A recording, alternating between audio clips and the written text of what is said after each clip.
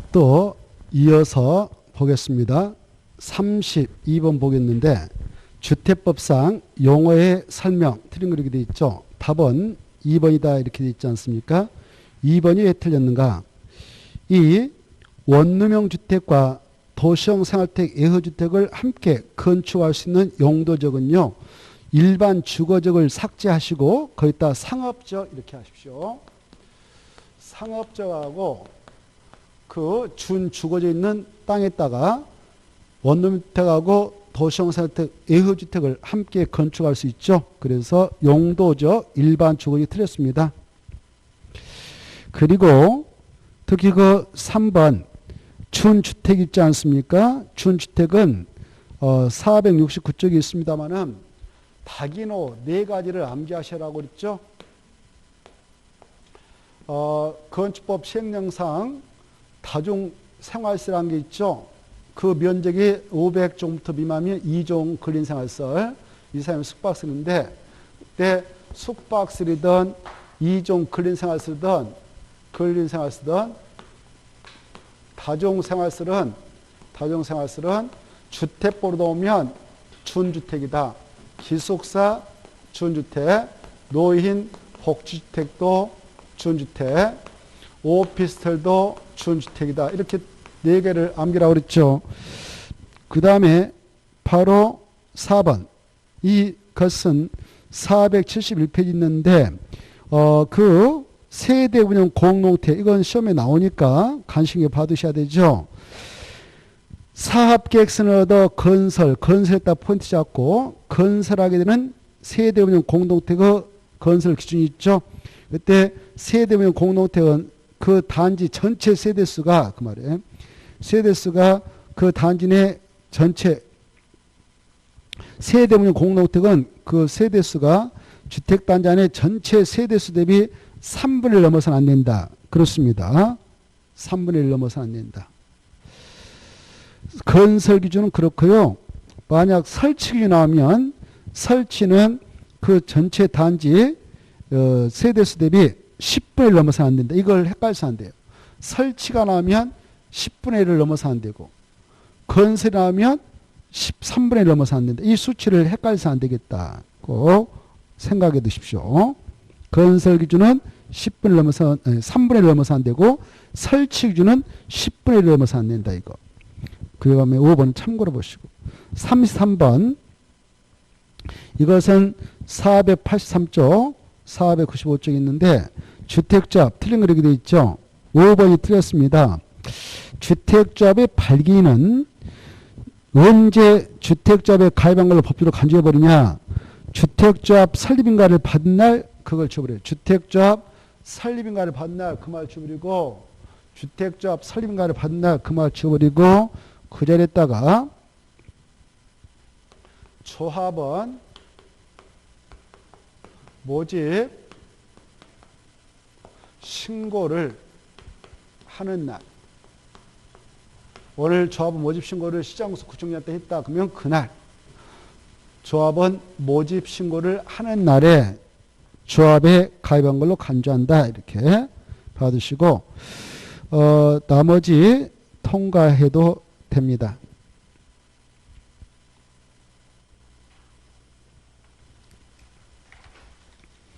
그리고 제가 최근에 이 주택조합 개정된 자료를 지난주에 드렸을 거요.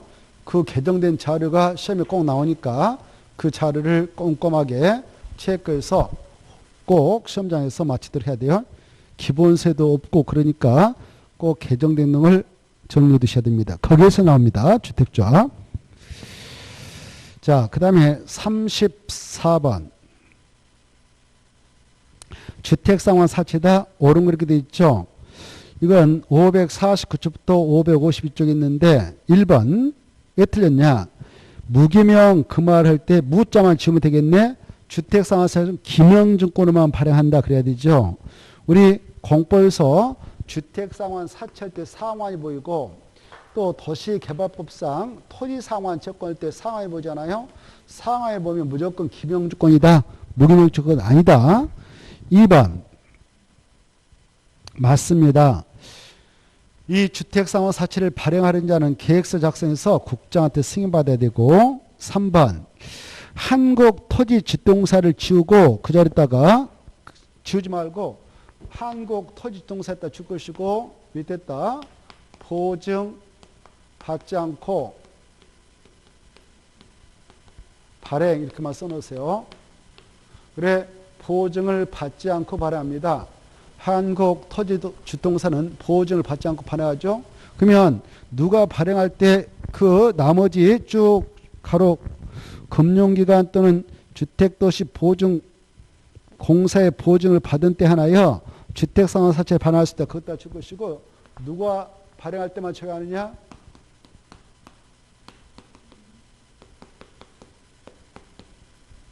등록사업자에게만 적용합니다. 등록사업자에게만 적용하죠. 그래 등록사업자가 발행할 때만 보증 꼭 받아야 된다는 거. 그 다음에 4번 상실한다 이거 지워버리세요. 상실한다가 아니라 상실하지 아니한다.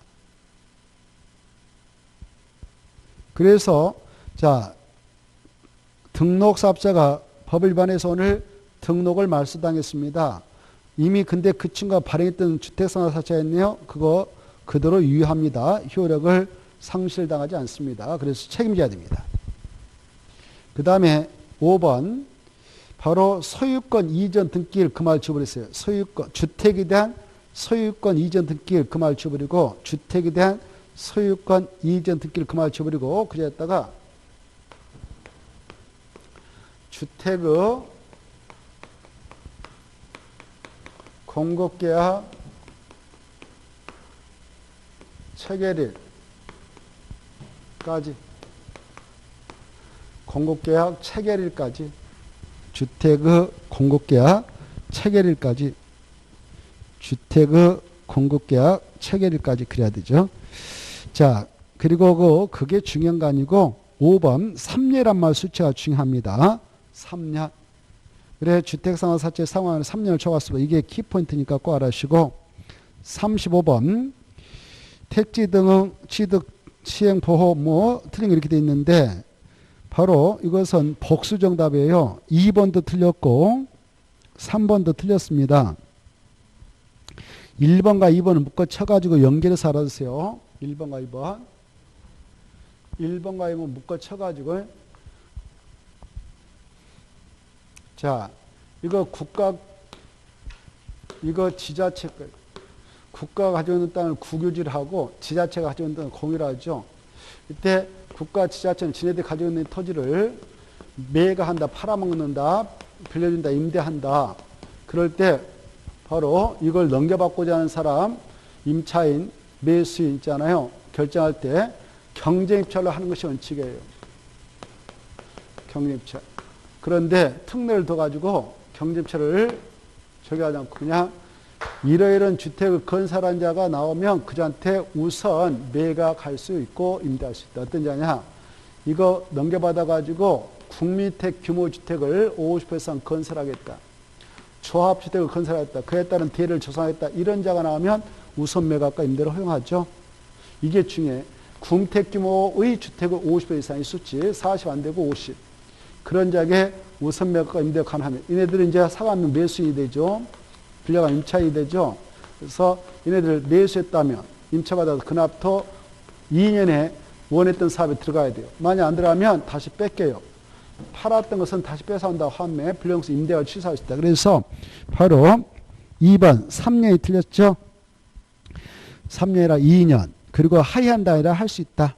2번이 틀렸고 그 다음에 3번은요. 우리 기본서 508쪽 있는데 508쪽 있는데 자, 이 좀 문맥이 매끄럽지 않아요. 지문이 안 좋아요.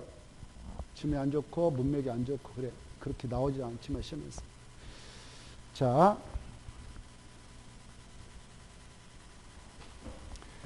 이것은 이해해 두셔. 그 3번 지문 공부할 때에 우리 주택법에서요. 수용을 인정하는 사업이 있어요. 그래 이때 수용은 아무에게나 인정하는 게 아니고 국지공에만. 국가, 지방자치단체, 한국토지공사, 지방공사, 약적으로 국중을 하죠. 이네들이 국민주택 건설, 그에 따른 대지 정사한다. 그럴 때만 그 사업에 필요한 토지 등을 수용하도록 인정합니다. 이때 수용할 때에는 공집을 준용해요. 공익사업을 위한 토지 등 시등을 보상합니다.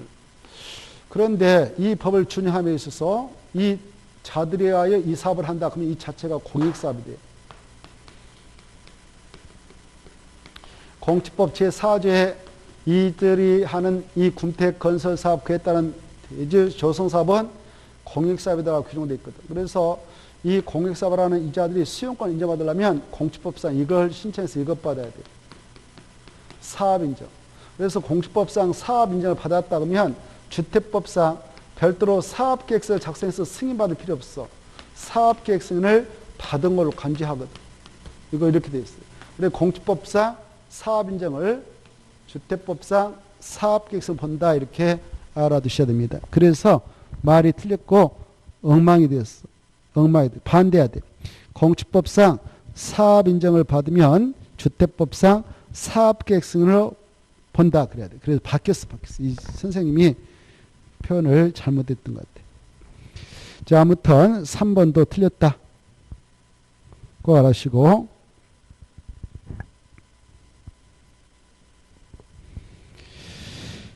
두 가지가 틀렸습니다. 나머지는 맞고요. 4번에서 알을 것은 이 국가할 때 국, 한국토지에서 국, 이 국국에게만 인정하는 규정이에요. 국가하고 한국토지동사 두 사업 주체에게만 이렇게 국가가 전국에 다니면서 국가라든가 한국토지공사 국가에서 만든 거죠. 국국이 얘네들 지방에 다니면서 토지 매수 업무하고 손실보상을 하려면은 그 토지 지주들 잘 모르잖아요. 그래서 그 지주들 잘 알고 있는 지자체장 있잖아요. 야, 너네들이 토지 매수 업무 좀 처리해줘. 너네들이 그 손실보상 업무도 처리해, 돈 좀 줘. 이렇게 업무를 위탁할 수 있어요. 두 면만 그렇게 위탁할 수 있지 다른 사업자들은 그걸 적용해 주지 않는다는 걸 알아주시면 돼요. 자, 그 다음에 5번은 통과하고 5번에서 중요한 것은 끝에 떴어요. 이 경우 채비지 양도 가격은 5번 이 경우 채비지의 양도 가격은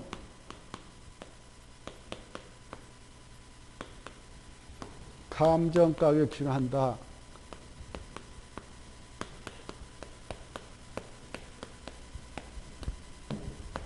그래 채비를 팔아먹을 때 감정가격을 기준으로 합니다. 다만 이제 예외가 되는 거예요. 그러면 앞에 있는 것은 원칙이 되어 있죠. 그리고 양도가격은 원칙은 감정가격 기준으로서 팔아먹는 거예요. 다만 임대주택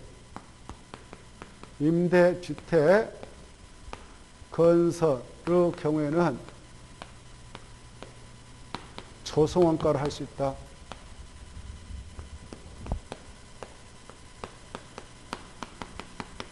그리고 원칙은 감정가격 예외적으로 조성원가다. 이렇게. 그 다음에 36번. 이것은 533쪽부터 530쪽에 있는데 국토교통부장은 A지역을 투기 과유로 지정하였다. A지역에 대한 설명 옳지 않는 것. 답은 2번이죠. 2번이면 A지역에서 바로 주택을 보유하고 있던 자는 투기 과유로 지정된 이후 일정 기간 주택의 전매 행위가 제한된다 이렇게 되어 있는데 바로 그게 아니고 주택을 보유하고 있는 자는 그 말 쳐버려요. 주택을 보유하고 있는 자는 그 말 치고 그 자리에다 주택의 입주자로 그렇죠. 입주자로 선정된 지위는 이렇게 바꿨죠. 입주자로 선정된 지위는 이걸 우리는 흔히 분양권 입주권이라 하죠. 그래 주택의 입주자로 선정된 지위는 투기 과유지구 지정 이후 일정 기간 동안 주택의 전매가 된다 할 때 주택의 그 말 치버려요. 주택의 그 말 치버리고 바로 입주권 다른 법에서 뭐 분양권 이렇게 쉽게 말합니다. 입주권, 분양권 전매행위를 제한하자 해서 제한하죠. 투기가주가. 그래서 2번 틀렸습니다. 나머지는 통과해도 되겠고, 그 다음에 37번 전매행위 제한 틀린 건데 526페이지 있습니다만은 2번이 틀렸죠. 1년이 아니라 2년. 그렇죠. 수치 좀 암기하고, 그리고 1번에서 세대원이 근무상, 생업상, 사정, 질병, 치료, 취약, 결혼 문제 때문에 줄 거예요. 이제 전원이 가야 돼. 세대원 전원이 수도권을 제한 다른 지역으로 이사 가겠다. 그럴 때만 전매 제한 A가 인정돼서 전매가 풀리죠. 그 다음에 나머지 통과하고 4번도 세대원 전원이 그 말 체크하고 5번은 일부에다 동함치고 배우자에게 증여할 때 일부 증여 배우자한테 그때는 가능합니다. 38번 이것은 547페이지하고 548페이지 있는데 토지 임대부 분양태 틀린 거 이렇게 돼 있죠. 2번이 틀렸습니다. 2번 마지막 전세권이 아니라 지상권이죠. 그래서 그거 1번은 꼭 알아두세요. 토지 임대부 분양태 토지에 대한 임대차 기한은 40년. 근데 소유자 75% 우리 갱신하자라고 충고할 때 75%이 찬성하면 40년 또 갱신이 가능합니다. 그래서 80년 동안 살다 나가도록 하고 있죠. 여러분이 만약 토지 임대부 분양택을 넘겨받았다 그러면요 30살을 분양받았다 그러면은 40년 살면 70살 70살까지 살다가 그거 살고 계신 분들이 야 우리 다시 갱신하자 75% 찬성하면은 재갱신 있어가지고 40년 연장되잖아요. 그러면 70에서 40단 110살까지 사네. 그러니까 아무 지장 없죠. 나머지는 뭐 중요한 거 없어요. 토지 임대부 분양택이 뭐냐면은 토지는 내가 주택을 공급하는 사업자면 내가 토지는 가지고 있고 소유권을 주택만 분양받은 자들이 소유권을 넘겨받죠. 그러면 분양가 싸지 않겠습니까? 이건 서민용 주택이죠. 자, 그 다음에 농지법 보겠는데요. 38번 이것은 농업진흥제 지정으로서 580조하고 588조까지 연결됩니다만은 5번이 틀렸습니다. 농업진흥구역의 말을 좀 할까요? 농업진흥구역 은자 지워버리고 은자를 지워버리고 의자로 농업 5번 농업진흥구역의 용선확보, 수질 보존 등 농업 환경을 보호하기 위하여 필요한 지역을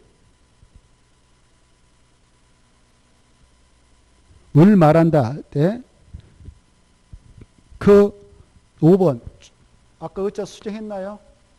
그렇다면 참말이 5번 있죠. 5번 앞에다가 이렇게 말을 만들었어요. 그래 농업보호구역은 주어를 쓰나 농업보호구역은 이렇게 그래 농업보호구역은 농업진흥구역의 용선확보, 수질 보전 등 농업 환경을 보호하기 위하여 필요한 지역을 말한다. 이건 농업보호구역이다. 알겠죠? 그리고 농업진흥구역은 또 달라요. 농업진흥구역은 바로 580페이지 있으니까 너무 기니까 쓸 수가 없어요. 이렇게 농지 계량 삽해가지고 농지 정리했어요. 이렇게 경지 정리 삽했죠. 이걸 농지 조성삽이라고 그래요. 농지 조성삽했다. 그래 예쁘게 만들었단 말이에요. 그래서 농지가 어때요? 집단화되어 있죠? 뭐가 있다고? 농지가 어떻게 되어 있다고? 집단화. 이 말 꼭 보여야 돼. 농지가 집단화되어 있죠? 여기에다가 지정한 것이 농지 집단화되어 있는 농지 집단화되어 있는 지역에 따른 것이 농업진흥구역. 그래? 그래서 농업용으로만 이 토지 이용하고 이용을 하도록 하자 해서 집단화시켜서 만든 농지가 농업진흥으로 지정됩니다. 그래서 5번 틀렸습니다. 그리고 이 농업진흥지역은 동그라미 바로 2번 꼭 알아주셔야 돼요. 농업진흥지역 지정은 어디다 정하느냐? 녹간농지에 따라 정하는데 특별시 녹지는 지정할 수 없다. 광역시, 특별시, 특별자도, 시군에 따라 시행할 수 있지만 특별시도 혹시 시행할 수 없다. 그러면 동그라미 2번 지정에 따라 합쳐봐요. 지정은 누가 하느냐? 시도사가 이렇게 쓰네요. 시도사가 하죠. 시도사 합니다. 지정은 시도사 한다. 시도사 지정할 때는 미리 농림축산식품위한테 승인청에서 승인받고 지정하죠. 승인청을 받았는데 이렇게 보니까 그 땅이 녹지가 있다, 계획관이 있다면 미리 국장하고 협의를 해야 돼. 이거 농업진흥지로 지정하도록 승인 내줘도 됩니까? 라고 승인을 내주기 전에 국장과 협의하게 됩니다. 1번이 그거고요. 다음에는 통과되겠습니다. 그리고 4번 한 필지의 토지가 농업진흥구역과 농업보호구역에 걸쳐 있다. 이렇게 한 필지가 있는데 여기 이렇게 여기가 농업진흥구역이고 여기가 농업보호구역이에요. 근데 농업진흥구역에 걸쳐 있는 정도가 330제곱미터 이하밖에 안 돼. 그때는 330제곱미터 이하 뛰어가야 너는 농업진흥구역에 행위제한 적용받고 이쪽은 농업보호구역이나 행위제한을 적용받자. 각각 하자. 이러면 토지 효율성을 제외해. 그래서야 농업진흥구역에 속해 있는 토지분호 면적이 330제곱미터 이하밖에 안 된다. 그러면 이 부분은 농업진흥구역에 행위제한을 적용하지 말고 이쪽 다 밀어줘 버리자 이렇게 하고 있어요. 보호적으로. 규제가 약한 보호적으로 다 밀어줍니다. 자, 40번. 이것은 농지전용 허가를 반드시 취소하는 것은 그따 줄 것이 한 개 딱 써놔요. 한 개밖에 없어. 애월댁에 조치명령을 위반했다. 그럴 때는 하나 취소해야 돼. 그래서 4번, 2번입니다. 나머지는 1번, 3번, 4번, 5번 묶어가지고 끝들여서 농지전용 허가를 취소할 수 있다. 1번, 3번, 4번, 5번은 묶어가지고 농지전용 허가를 취소할 수 있다. 농지전용 허가를 취소할 수 있다.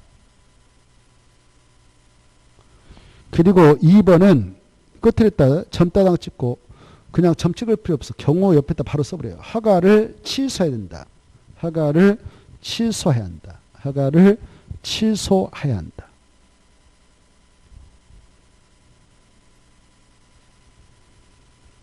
허가를 취소해야 한다. 필수요, 필수요. 그래서 꼭 구분하십시오. 남은 할 수 있다, 남은 할 수 있다. 하나만 취소해야 한다. 그래서 답은 2번. 여기까지 해서 오늘 일정을 마무리 짓겠습니다. 자, 수고를 하셨고, 안녕히 계십시오. 예.